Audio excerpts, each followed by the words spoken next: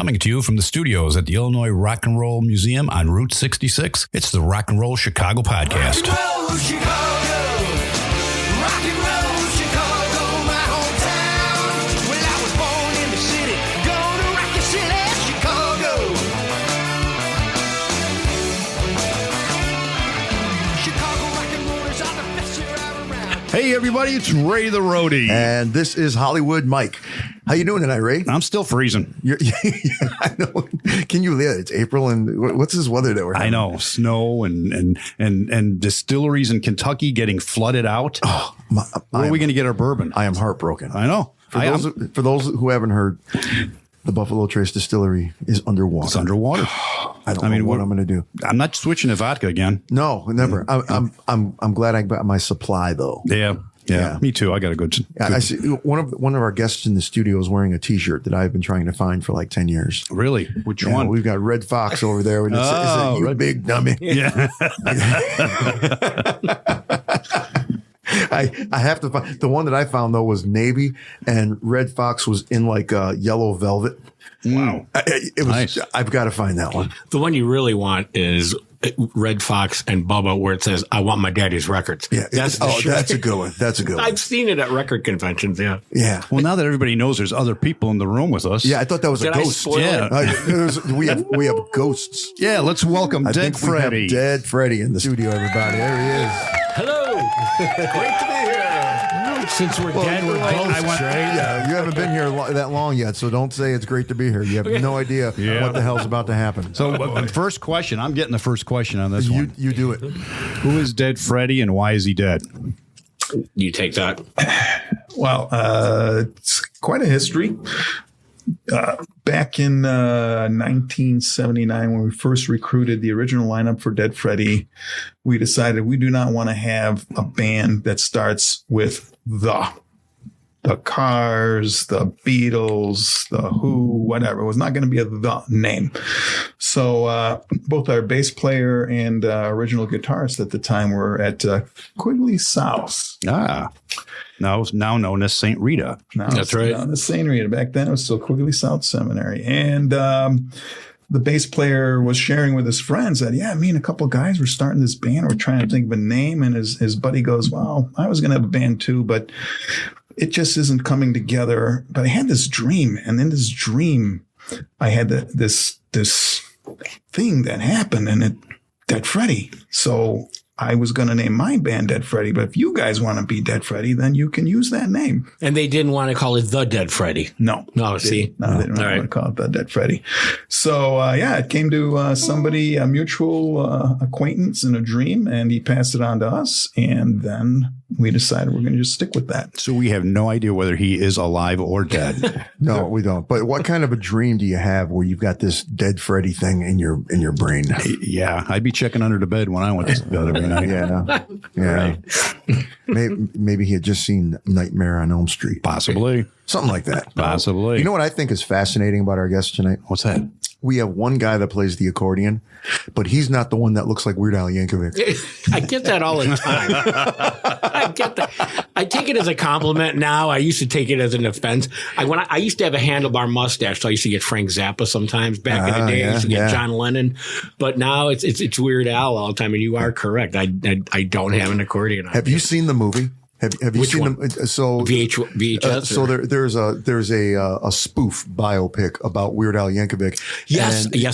Yes, and I saw it on the Roku channel. So yes, I don't know that's where I saw it. Yeah, Roku channel. But exactly. what's the guy's name? Was it Frodo? No. Yeah, Frodo? no. He played. He was Harry Potter. Who's the actor that played Daniel Radcliffe? Daniel Radcliffe plays. Yes. And the whole thing was a spoof because Weird Al Yankovic is like a lurch. He's like 6'6", and Daniel Radcliffe is like 5'4". Exactly. He's about as big as the accordion. So everything was the exact opposite. Right. In the movie, they talk about how he was like he'd go to parties and stuff, and they're like, "Hey Al, get your accordion out, man!" Yeah. Rah, rah. I mean, it was the funniest thing I'd ever seen in my life. Yeah, but unfortunately, he does not have the honor of being the first accordion in our studio. He does not. We're the first accordion. No, you're not the first accordion. We've had one other accordion. Oh, really? Yeah. No glockenspiels, though. Wait, who was our accordion guest? I forgot it. Who was our Eddie Carosa? No. Oh, my God, I forgot. He didn't bring one in. It's a friend of mine. We did Eddie Carosa and we did Frank Rossi, but they did not bring anything in. Yeah. But, I've played with Eddie many times. Talk amongst yourselves. I'll find out. No, I'm not, because you said, no, I can't. You said you guys are going to do this entire thing in Lithuanian. I decided not to now. Oh, okay.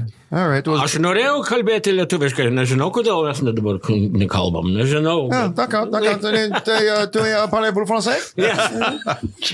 I know oof is egg, right? Oof is egg. Yeah, it could be. I thought that's the sound you make when you fall down. I don't know. Oof. A couple more bourbons and that might happen. Yeah. So you guys have been around, well, at least you've been around since 1979. Yes. And before we go on with that, then you got to tell everybody how to actually pronounce your name, because I tried and I spit on myself. So go ahead. It's pronounced Donatas Ramanauskas. See? There you go. The Lithuanian. Yeah. Donatas Ramanauskas. That's right. Perfect. Okay. Excellent. Roll that R. Excellent. Yeah. And you are? Gintas Buinavičius. It's worse. It's worse. Wow. Not as bad as Bernadicius. That's a good one too. Wow. Is it, I mean, do you roll that in a tortilla or something like that? It is. Gotcha. Okay. So you guys have been around since 1979. You were all part of that like early kind of punk scene that was going on in the city. We were on we stood over that threshold between hard rock of the classic rock, the Rolling Stones, the Who, the Beatles, Zeppelin. We one leg was on that side of the threshold, and then there was this moment of punk epiphany where one of our mutual buddies brought in a Clash record, a Ramones record, and a Sex Pistols record. He says, "You got to listen to this." Yeah. And after that, nothing was the same. Were you a fan of the stuff coming out of CBGB's? Yeah, there's plenty of good bands coming out of CBGB's. I ate that shit up. I was in high school in the 80s and stuff, and all my friends were into bands like Guns N' Roses and Poison and Cinderella and stuff like that. And I was listening to like the Dead Boys, and really, really early Police and Talking Heads and stuff like that. Yep. Yeah. I absolutely loved that music that was coming out. It was so cool that there was somebody doing that. Yeah. To me, it was like, okay, it was a bunch of people playing in their parents' garage, and somebody had a black tape recorder just on record, and let's put the stuff out as an album. Right. I was lucky enough to actually be at CBGB for one time. It was I got to see they had a whole bunch of bands from Ohio, and it was the first time Guided by Voices tour, because he was a school teacher, Robert Powler was or whatever, and they came out with Propeller, and it kind of like propelled them. So I flew to Connecticut because my cousin lived there, and then we took a train to New York. So we went to CBGB's, and I was like, oh my gosh, this is fantastic. But I got to tell you, like the toilet at CBGB's is kind of, have you ever saw Train Spotting? Like when he gets sucked into the toilet, it looked like it was whatever horrible thing. It was CBGB's, but it was so classic there, and it was like I loved it because it's like I got to touch like part of an icon, so to speak. It was wonderful. No matter where you sat, you got to touch part of an icon. Yes, you did. And smell it too. I couldn't imagine. There my daughter and I, we like to watch a movie called Band Slam. Oh, we watch it over and over and over again. The movie's probably about 15 years old or something like that. But it's about a battle of the bands competition. Okay. And there's a school assignment where one student has to bring his partner in this assignment to his favorite place on earth, and they go to CBGB's. You lift up the door, the grate in the sidewalk to make the deliveries and stuff, and the thing is unlocked, and they go in there, and the place, you can tell that the place they filmed it, and it was left the way it was when they probably closed the doors for the last time. Yeah. And if you could ever smell a movie clip, that's the one. That's the one. And he talks about how many times Patti Smith must have spit on this floor. I'm sure. Yeah. This just in from our newsroom. Yes. The original accordion band was Gotham Ramblers. Oh, that's right. We did have them. But did they bring an accordion though? She did. What a great I swear name. she did. Wow. Yeah, she did bring an accordion in. Yeah. Not the Gotham Ramblers. Just Gotham Ramblers. I'm tying in No, the. it's just Gotham Ramblers. Yeah. Right. Yeah.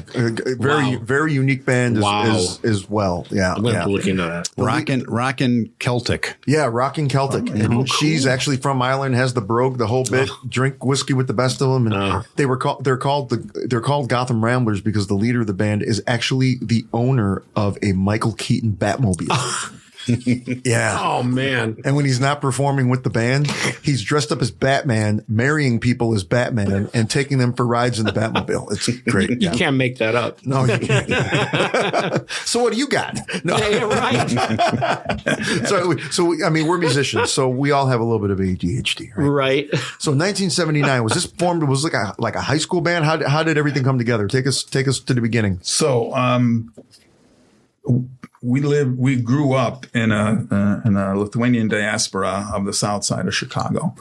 So we became what was known as practicing Lithuanians.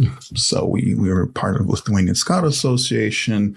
We went for multiple years. I went 11 years in a row every Saturday to Lithuanian school. I was in a Lithuanian choir, and I was even, in fact, in a Lithuanian Cub Scout choir. I think I brought the record, in fact. I can show you later. So props. We grew up in this bubble on the south side. And as we got older, we felt like we were constrained by the Lithuanian culture. You're a teenager, you want to rebel, you want to do other stuff. And there was a band way back then, and they were called Mist. They were a Kiss cover band. Okay. And we saw that and we go, I want to be in a band. And so a number of my friends that were in the Grandis Lithuanian folk dance ensemble, we decided we're going to make a band. And so that's when my good friend Vinus and I, in the summer of 78, we started learning covers. And then he started writing material. And then by 1979, he had enough original material to warrant finding some other musicians. So we were at a typical Southside Lithuanian basement party. And word had gotten out that, Donatas and Vinus, they're trying to start a band. So, and they're bringing an accordion. And so I knew two of these guys were at this party through being in Boy Scouts. And they said, well, I know how to play bass. My brother knows how to play guitar. And we have a good friend, not a Boy Scout, I know, but he plays drums. And so that was the whole start of it. So we had Joey McCudge's on drums, and then we had El Ploplis on one guitar, and then we had Vitas Ploplis on bass, and then we had Vinus Alexa on guitar and the main composer of the songs, and then there was just me, just yelling. So no Bob, huh? No Bob in the band? No Bob. But why is Gary Mathers in your Boy Scout troop? I just picture look at the guy right in the middle. Look at Gary Matthews as the beaver right there. Looks like the beaver. Yeah. I mean, those people that were actually in your Boy Scout troop? They were part of the council. They weren't all in my direct group, but are you on the? I'm on that cover. Yeah. We got to take a look at it here. Yeah. He was Gary Mathers. A relic. I won't pick it. I won't. Wait. I won't pick it out. Is that you? Nope, the one right next to him. Right there. Yep. Okay. And the one right next to me, to my left, you're right. He was Vinus. He's the other guy that were the original two guys that started Dead Freddie. Wow. That's how far back we go. That's 1968. I just like to say I really love my parents even more today. Yeah. They didn't make me do any of that stuff. I knew so many people that were into all those organizations and everything. They didn't make me do anything. Yeah. I had I had tons of friends that were like in Boy Scouts and doing all that stuff. I said, no, I chose to have sex in high school. The closest thing I got to any kind of organized thing is one of my best friends. His parents owned Lith's Club. Oh yeah. So you know what we got every weekend. That must be some Lithuanian inside joke, I'm assuming. It's a bar. It was a bar on 69th Street. 69th Street. It was like all bars down there. Between California and Western, I think there was like 26 bars. I lost part of my liver down there. So I know it very well. Yeah. Wow. No kidding. Lith's Club. Wow. Excellent. Yeah. You're the only original member of the band. I am the only remaining original member. Yep. Now, have you guys been operating as a band the entire time, or did you guys go on hiatus for a while? There was a long hiatus from about 83 to 2011. Wow. You did take some time off. We did take some time off. Well, we had a lovely family. We each gone through a couple of marriages, and that was life. And once our kids got old enough, my older daughter, she's a guitarist in her own right, a songwriter in her own right. She's a ska musician, and so once she got old enough, she'd start playing guitar. And so, Dad, what instrument should I learn? And I said, well, we'll go to Guitar Center. So we went to go. It was a thing for us. Every Sunday afternoon, we go to Guitar Center. And so I'd love to play drums, Dad. Yeah, well, sure, let's try those out. And then he said, and I steered her to the guitars, and she said, okay, I'll learn guitar first, and I'll learn drums later. Yes. Yeah, there you go. You said you wanted to be a musician, honey. You got to choose. You can't be both. You can't be a drummer and a musician. No. I take offense at that. I'm the drummer in Dead Freddie. Don't let this guitar fool you. Yes. So from 79 to like 83, you guys were playing. What was the first gig you guys played? Your numbers the very first gig, or since we restarted the band? No, the very first gig. Very first. Yeah. As a matter of fact, we are at the 45-year anniversary of that very first gig. I think yesterday or tomorrow. Wow. 1980.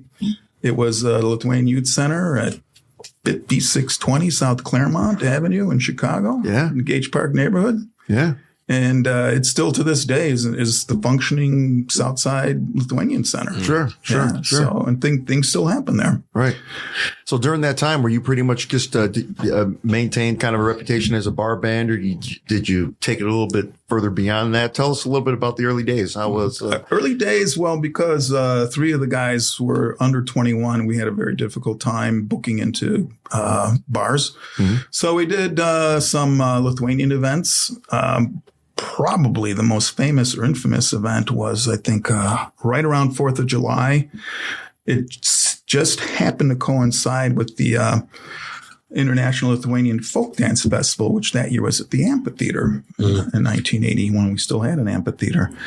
And one of the other side organizations goes, we're gonna have a dance for all the kids that are here in town, and so you guys are gonna be the band, the only band.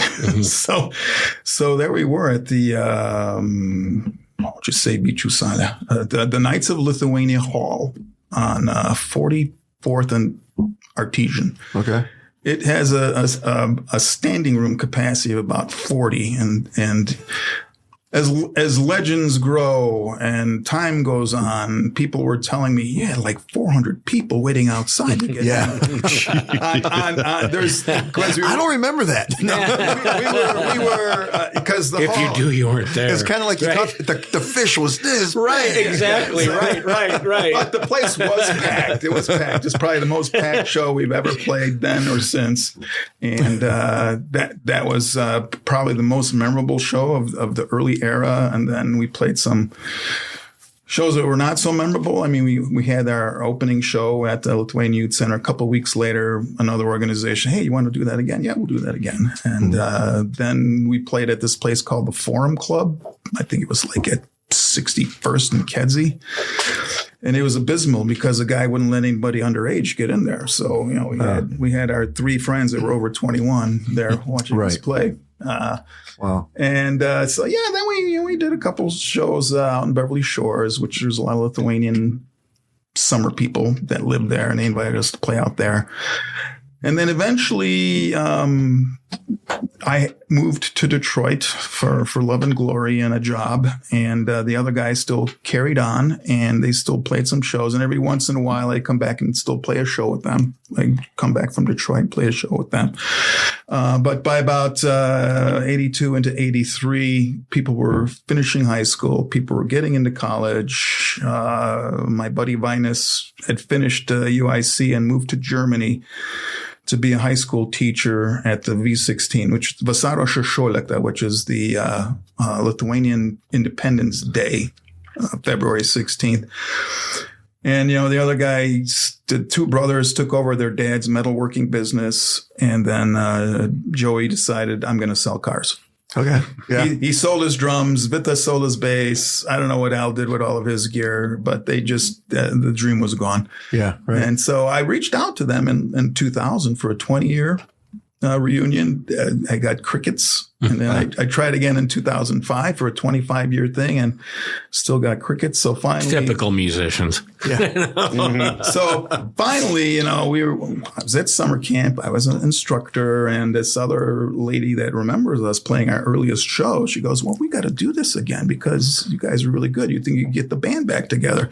So I try one more time, and everyone says, no, I can't do it. No, don't want to do it. So then I go, well, I still want to do this. Yeah. So I got my daughter to play guitar. I got another one of her buddies to play bass. And then an older dude, he ended up playing with us in Dead Freddie, Ed Solis. Oh, yeah. He ended up playing the other guitar. And then he had a buddy, Thomas Mulhern, and he played drums for us. So that was in 2011. And the reason we got the band back together is because they wanted us to play for a fundraiser, right? To raise funds to send kids to high adventure camp the next summer. And so we did well. We probably drew about 300 or 400 people at that show, which is pretty good. And the next year we did it again. And then in 2015, we did it one more. 2014, we did it one more time. And then after that, it's like, well, we should do this more than once a year. Yeah, right. And so by then, Gintas played in the first one with his original band, Steak. Yeah. In 2014, he took a hiatus, but that's a whole other story for a whole other time. Whole other story. Steak. He didn't want a the band either, just Steak. It was just Steak, yeah. Mm-hmm. Yeah. We used to play Batteries Not Included, if you remember. That was on Webster and Clybourne. We played there a lot. Yeah, so this was back in the 80s, early 90s. We played Avalon. Yeah. So way back. Steak is in through the heart, or steak like medium rare? Like medium rare. Yeah. Okay, just Steak. Okay. Just Steak. Okay. So one of the members that played one of the youth nights approaches me and he goes, you want to have the best version of Dead Freddie ever? Well, yeah. Mm-hmm. Well, I got my buddy. He's a good drummer. He's Gintas. So he introduced us. He's the mutual guy that gave us the connection. And so then in the fall of 2013, that's when he and I first started being in a band together in 2013. So yeah, it was wacky because our mutual friend, he comes up to me, he goes, and I used to see Dead Freddie back, like, when I was in high school. I didn't know him, I didn't know Donatas, but we would go to these dances and stuff. Like, oh, Dead Freddie, yeah, sure, okay, I knew about it. So then again, Sherman set the Wayback Machine way up, and our mutual friend goes to me, he goes, you want to be the drummer for Dead Freddie? And I just started laughing. I go, Dead Freddie? I go, you got to be kidding me. What? Like the Dead Freddie? I'm like, yeah, sure. I mean, because I was mainly guitarist, but I played drums as well, which is a blessing and a curse to be a drummer. It's so much easier to just bring a guitar. Whereas if I had to bring a drum kit now, which is how I cursed myself and 4 hernias later, so, but anyways, I go, yeah, sure. I go, let's try it out, so I joined, we joined, and I had to transcribe the original music from Dead Freddie. There weren't any like sheet musics or anything like that. So I had to sit and I'm like, okay, I got to figure out all the chords. I got to figure this. I got to figure that out. And it's all original music. So you really had no reference. No reference at all. Well, no, just a crappy old cassette that sounded like it was like, under grandma's armpit recording or something. It was like, it was in my glove box. High quality. There's an image I don't need. Yeah. Can't unsee that one. Yeah. Or unsmell that. Right. Right. But yeah, so I finally deciphered everything and I put it on nice sheet music and stuff like that. And then I'm like, well, I got to start writing for the band. So now that I had transcribed everything and really studied all of the Vinus's and Donatas' music, I'm like, okay, well, I got to start writing, because I've written songs forever. So I started getting into the how do I have to write like how Dinus wrote back in the 70s and 80s, but yet I still have to kind of put a modern flair on it as well, and kind of like take this into like, okay, now we're in the 2000s, because I wasn't in back then. So I think I successfully did that, and luckily, our friend Nick, who's also bass player, he's now our guitarist as well. But so he was a very big support system for me. He's like, oh yeah, that's a great song. We're going to totally do it. And then we all worked it out and we melded together the old with the new. And then here we are today, so. Yeah. Well, I think it's about time we hear some of this music. Yeah. Now I'm scared. Music from this Lithuanian island That's in right. the center of Yes. Chicago. That's right. So we're going to take a short break. We'll be right back. All right. You're listening to the Rock and Roll Chicago Podcast. Hey, everybody, it's Ray the Roadie. And this is Hollywood Mike of the Rock and Roll Chicago Podcast.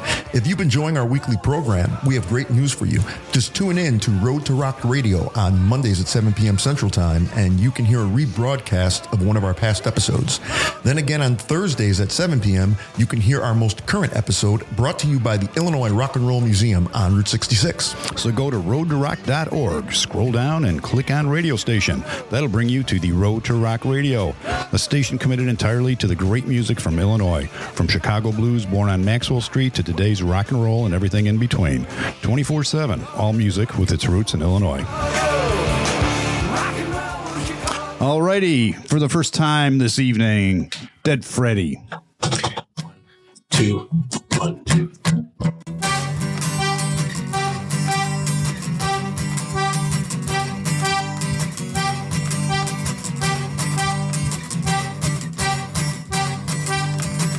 Hey baby, make up your mind.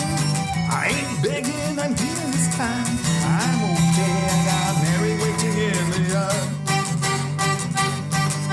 Thought you'd never see my insides out, but I knew you heard my inside shout. I'm okay, I got Mary waiting in the yard. Stolen cars gonna lead into the night. With or without you. Brakes don't work, but the stereo's brand new. Baby, I ain't gonna use no brakes. Mary's got what it takes. Spilling my park in the shadow of the garage. Mary's waiting in the yard. Mary's waiting in the yard.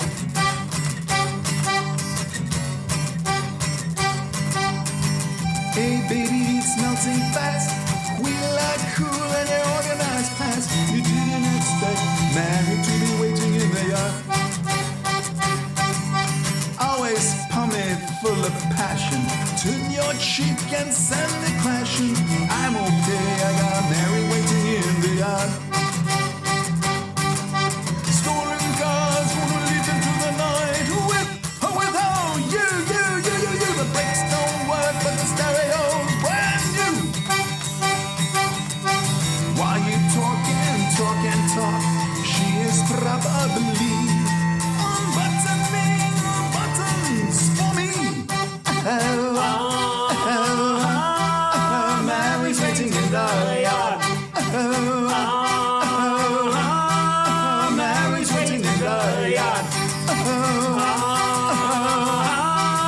Mary's waiting in the yard. Mary's waiting in the, Mary's waiting in the, Mary's waiting in the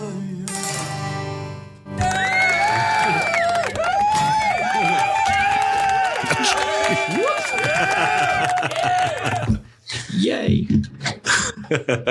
Clean up and help. All of my excitement I spilled all over the table, I think. Are you going to get a towel? I was going to go get a towel. Wow. So Mary's waiting in the yard. Do tell. That's like an original. Yeah, she's still waiting. Yeah. That's probably one of the first 2 or 3 songs that we ever wrote and we ever played. Yeah. And Move to up thi- closer to the mic. And to this day, we play it at every show. Pretty much. We play that every show. We play that song. So is it about a girl? It is about a girl. Okay. Because I was totally imagining the statue in my grandmother's front yard. I never thought of that angle. Wow. Mary's just staying waiting there in the Oh, yard. man, that's great. That would be great for the video. I Yeah. would make for the next Mary. Or that's an album cover. Mary's waiting in the yard is the name name of the album is. You know. Yeah, could be. Yeah. Be. Wow. So the story behind the song is that semi-biographical. It was our lead guitarist had a couple of relationships happening pretty much at the same time, and one of the relationships was more of a wild child, kind of a girl, and the other one was more erudite, educated, the daughter of a famous Lithuanian poet, very straight girl. And so he respected the one, but lusted after the other one. And this is the story about the conflict. That song is the conflict that he was going through at the time. Yeah. Yeah, I still think Mary's waiting. God, that's great. I love that vision. That's great. I couldn't get. She's just there. Somebody let her in. It's cold. Look at their snow. Yeah. There's snow on her, for Christ's sake. There I am. Mary, someone let Mary in, Mary. Yeah. And what year did you guys write that song? 79. Wow. So that's been around for a while. Yeah. No kidding. So it seems like you guys really get A rock and roll Chicago podcast flashback. Yeah. I mean, it seems like you guys really got your support and got your inspiration from the Lithuanian community. I mean, At the beginning, absolutely. Yeah. Oh, yeah. if it weren't for that community, it's like we'd still be in a garage somewhere or Yeah. in someone's basement or whatever. If that even. Yeah. Wow. Interesting. Yeah. So fast forward, let's talk about the new era. The new era. So, Yeah. I'm actually now, besides Donatus, I am the longest running Dead Freddie member, even the originals. That's And right. I have them all Right. beat. I'm in about 11 years now. Wow. So one of the interesting facts, yes, I'm still the only original member from the original lineup. And since then, including the original lineup, there have been 24 different people Yes. that have played. More than Yes or Fleetwood that Mac. have played at least one rehearsal or one show with Dead Freddie. Now, certainly, if you drew the bar graph, Ginthus, I'm way out here. Ginthus is not far behind. And then, we have others that have been in the band 3, 4, 5 years, and then they move on for whatever reason. And we just bond, and we have such a good time doing it that we always have what we call the bullpen. And Yeah, we have the bullpen. And he's the president. I'm the vice president. That's pretty much how. Well, you know what? You've got more original members in your band than Foreigner. Yeah, Yeah. pretty much. You do. You've got more original members in your band than Leonard Skinner now. That's true. Then, yep. And now this point. Kansas. And Kansas. Right. Yeah. Oh my gosh. yeah. Yeah. Aren't they considered legacy? And we're bands not now? counting you. Right. Yeah. Right. That's right. I may get a call. So yeah, we're the two constants now. Yeah. We have been since 2013. So in 2015 we sat in his living room, and we had just played an open mic. It was a great success. It was Even Flow in Geneva. Oh yeah. We had such a great time. place. It really is. We had Well, such how'd you draw there? Was it a good show for you? it was a good show. It Yeah. was an open mic, and Yeah. it was it was an open mic. and it Okay, was gotcha. It was Gotcha. December 23rd. Oh. It was like the day before. We did play there as well a little bit, but yeah. Yeah, we did play there, but Yeah. in this particular case, it was this open mic that convinced us to get back together right after New Year's and discuss the possibility of making this not a full-time thing, but a more formalized thing more than once a year. Yeah. And so yeah, we said, well, we're older and we should be smarter. We could. Doesn't always work that way. But you're musicians. So, Yes, right. I mean, That So, doesn't work. so toss smart out the window right off the bat. Nothing you can do about older. yeah. That's I said to my parents, I said, Ma, when I grow up, I want to be a musician. And again, my mom said, you can't do both, son. That's right. Yeah. You can't choose. Yeah, so it was 2015. We ended up, we started like a lot of bands do. We went to open mics. We went to Even Flow. We went to, oh God, what's the name of that one place? Smiler Coogan's. Smile yeah. Coogan's, We man. went to Montrose Saloon. Yes. Now, here's a crazy story. So, the importance of having open mic nights and attending open mic nights. And Now, we all love Fitzgerald's, now this is Bill still owned it. This is way pre-pandemic and all that. I before I even knew Donatas, I would play open mic nights at Fitzgerald's every week. I was there no matter what. So then when Dead Freddie started coming around, I'm like, dudes, we gotta play open mic nights at Fitzgerald's. So one night, it was, what's Bill's wife's name? Kate. Yes, Kate Fitzgerald. She walked in on us and it was just a 3-piece and there was no drum kit or anything, it was just us doing this kind of thing acoustically. And she saw us and she liked us and it was great. Well, unbeknownst to us, we didn't know what was going on. Apparently she went up and talked to Donatas, so we're like, okay, and he didn't say anything to us because he's a strong silent type. He doesn't always share this information with us. So we're sitting around at one of our practices and we're talking about, what's our next moves and blah, blah, blah. And he goes, oh yeah, you know what? By the way, Kate Fitzgerald said something about, what's American Music Festival. It's some kind of 4-day event they have there, and she wants us to play. But I just said, nah, we don't. And we just literally, I took my shoe off. I threw my shoe at him. I took my aquarium and I poured it on his head. And we're like, are you crazy? That's like the best gig ever. So we did get to play in 2016. Yep. We got back a hold of Kate and we did get to play American Music Festival, which is awesome. It's a very, very, very nice thing on the resume. And it's very cool. And our name's on the T-shirts. It's on the T-shirt. That's what counts. Mm-hmm. So since 2016, we've been then booking shows. Part of the strategy for getting to book shows is, think global, act local. And by that, I mean is like, we do all the social networking, but it's really important to meet face to face. You go to the venue, you talk to the bartender, you talk to the guy that books the band, you talk to the guy spinning or the girl spinning the records on the DJ booth. And you just make sure that they see you and you talk to them. And it's really important. And then you follow up, with a Facebook message or an email or a text or whatever. And that has proven to be relatively successful. And we haven't played Metro or not yet. That's a craw that I've got with my band Steak. We were supposed to play Metro in 1990 and 91. If you guys remember far back, it was Valentine's Day and there was the biggest snowfall Chicago hit, and we were supposed to play Rock Against Depression on a Wednesday night at the Metro, and it got snowed out. So I lived in Burbank at the time, right by Midway Airport. Normally it would take me like 25 minutes to get to the Metro. Well, it took us 4.5 hours to get there. By the time we got there, Joe Shanahan already canceled the gig, and only the Terminal White was playing because they literally lived around the block or something like that. So we got in there, we got a free case of beer, and that was it. And we never got to play the Metro since. So it's been one of those, you know what I mean? I'm like, I don't forget about that, you know? So I'm hoping Dead Freddie might get to play one of these days. So what kind of places are you playing then? Well, we played Out of Space until it shut down. Out of Space in Berlin, R.I.P. We played at Cigars and Stripes until they stopped playing music there. Yeah. But more recently, and very cool, one of the best punk dive bars in Chicago, Liars Club. We got to play there. Oh, yeah. No kidding. February. Yeah. Punk Rock Tacos. Punk Rock Tacos. That's a whole movement that needs to be discussed. Yeah, Lombard. And, the Effigies were supposed to play in a couple of weeks. We were going to, they canceled, but the Punk Rock Tacos thing is kind of a big deal. It's like, it's at a Mexican restaurant, which is crazy, Wow. Yeah. So, this will be our third appearance at Punk Rock Tacos.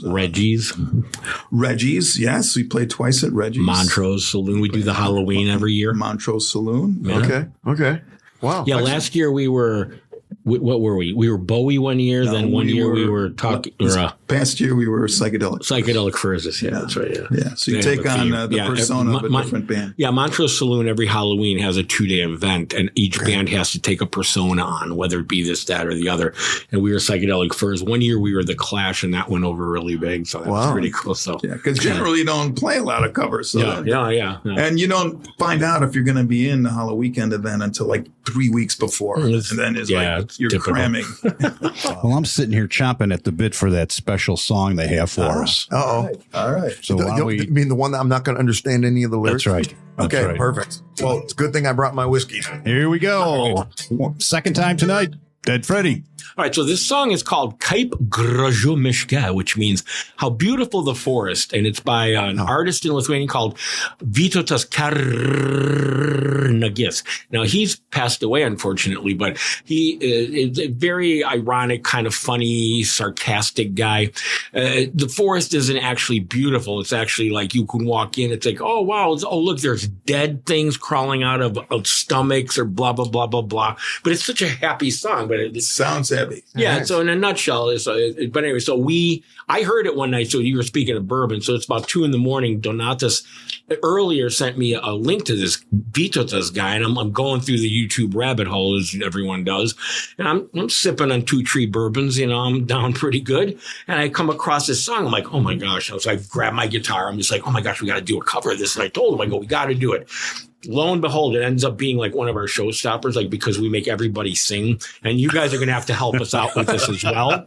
Sure. Yeah. So in American, when you laugh, you go, ha, ha, ha, ha, right? But in Lithuanian, you go, ha, ha. Okay. So I'm going to stop the guitar at one point, and you guys are going to go, ha, ha. You'll follow along. So we're going to need your help. Everyone, And ladies, you too. And the entourage. The entourage. So yeah, Kaip gražu miške. 1, 2, 3, 1, 2, 3.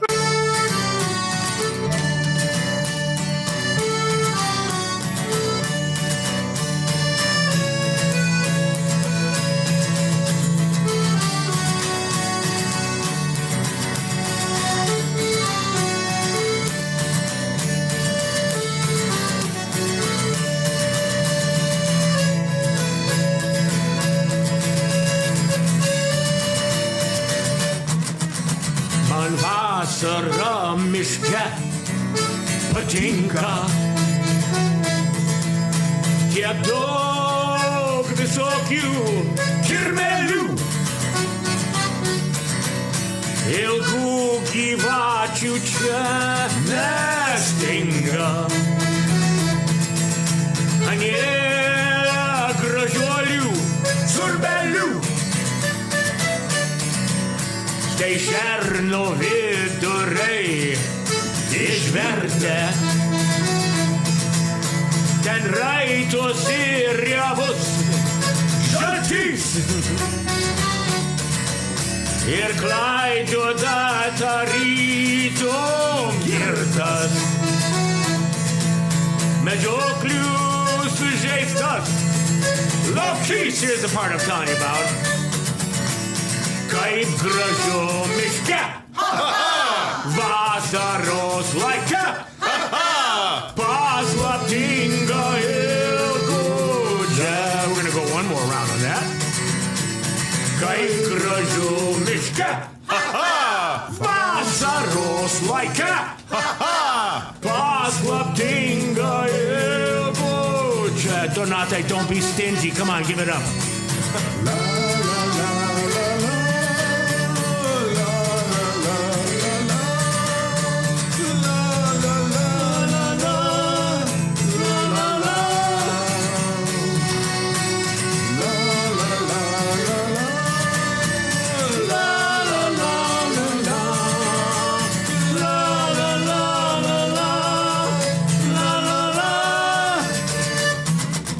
Jei jam pakliūsi drauge, mielas,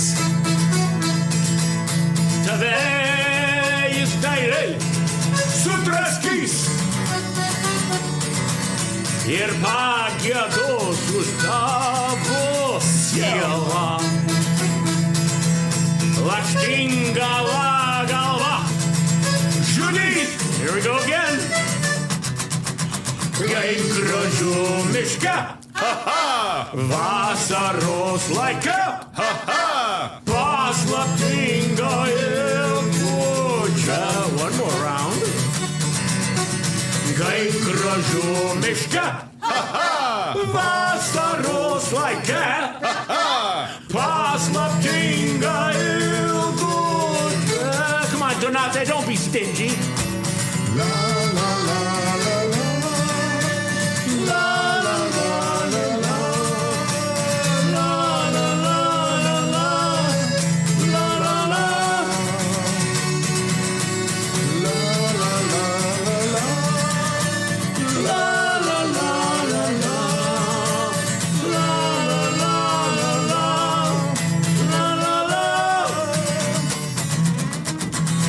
Krozumishka. Vasaroslaika. Paslaptinga ilgučia. Last time, Kai Krozumishka. Vasaroslaika. Paslaptinga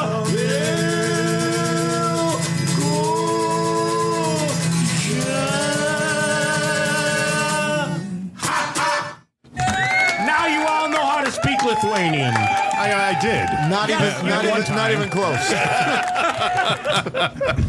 Not even close. Okay, so where can people find you out in social media world and all that? In a forest where stuff's falling out your gut. That's right. Exactly. Yeah. If they happen to be walking through this forest and looking, wonder where Dead Freddie's at. No, he's the guy with the guts all over the place. That guy right there. Walk around, slip on your guts. Over by there. So we are most active on Facebook. So it's Dead Freddie and Friends on Facebook. We also have a website, www.deadfreddy.com. And the dot is very important. .com. You can't have that missing. And we do have email, info@deadfreddy.com. All of our music is on Spotify and Bandcamp and SoundCloud. So that's where you can find all of our stuff. And I think that about covers it. Yeah. All right. You got 30 seconds to say whatever it is that you want to say to everybody in the world, including India. India. In any language you wish. In any language that you want. Yeah, India is our number 2 market. Yeah, any language that you want. Go ahead. What's the one thing you want to say to anybody? Heute ist Großvater's Geburtstag, which means today is grandfather's birthday in German. Okay. And I'll finish with let's all support our own local bands. We try to do that as much as we possibly can, and we hope all the other bands, because tide rises all ships. Look at you going the high road. Look at You went the that. high road. I took the low road. You went the high road. That was deep. Deep, very deep. Good. That was good. Deep. All right, Dead Freddie. So everybody get out and see these guys. Definitely. If you're into that sort of thing. Yes. And if you're a Lithuanian, you must. Yes. Your parents would be very disappointed. I think there'd be trouble if you There didn't. would be. There would be. Yeah. Alrighty, guys. Thanks for coming out. Thanks for having Pleasure us. meeting you It was guys. wonderful. Pleasure meeting you too. It was wonderful. Thanks. All right. Well, that's the music of my homeland. Not really. Yeah, I was going to say, the South Side? Yeah. The South Side? That's the music of the South Side. That's right. The Southside Lithuanians. Yeah. From Lithuanian Plaza. Yeah, interesting. Very. That's the first time we sang in the studio. I with think so. anybody. We've never Yeah. sung with anybody else. That's Yeah. It's funny, haha. I mean, what does that mean in Lithuanian? Same thing it means here. Yeah. No, that was interesting. That was very interesting. Different, interesting, man, longevity. Yeah, 79. Yeah. I mean, they had a little hiatus in there and stuff, but to bring it all back and just say, let's do this again. Yeah. And be successful at it. Yeah, and they're enjoying it. That's great. So, hey, cool. That was a lot of fun. So, as usual, thanks for listening to the Rock and Roll Chicago podcast. Check us out every Tuesday for another exciting new episode. See ya. The Rock and Roll Chicago podcast is edited by Paul Martin. Theme song courtesy of M&R Rush. The Rock and Roll Chicago podcast does not own the rights to any of the music heard on the show. The music is used to promote the guests that are featured. Chicago.